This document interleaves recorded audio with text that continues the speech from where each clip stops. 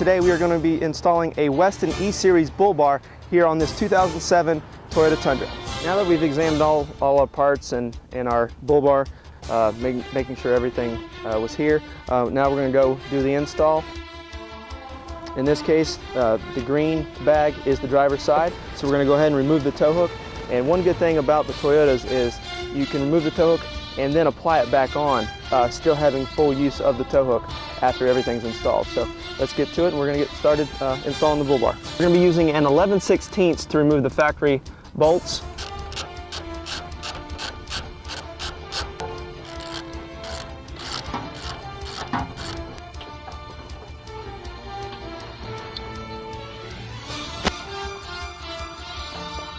Install the bracket, making sure that the toe part, the part that's going to connect to the bull bar, is facing out, away from the center of the vehicle.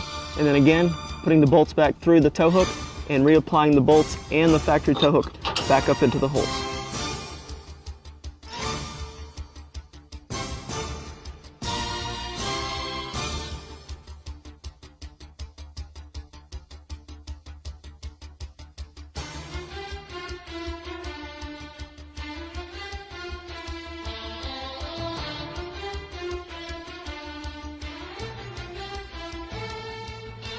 You're going to start by using the top hole and using the back hole on the bracket.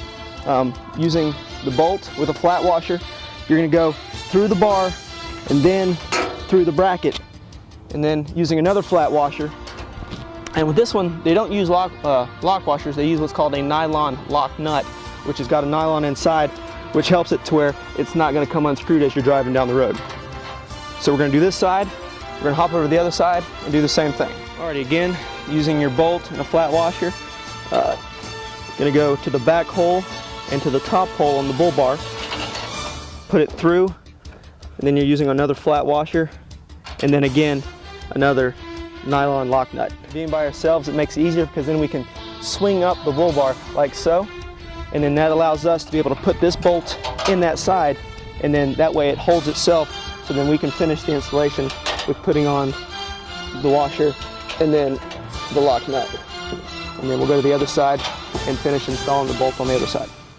Very last step, obviously, it's as far as putting it on, putting the bolt through, and then applying the flat nut and washer on the other side. Now that we've put all our hardware on the bull bar to attach it to the vehicle, we're going to go back underneath, tighten down the main brackets, and then adjust the bull bar accordingly.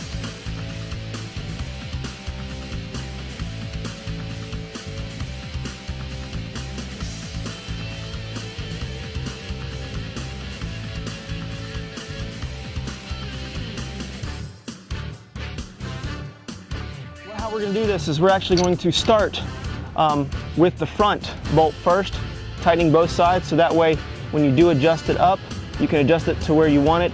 It'll hold, and you will come back under and tighten the back bolts.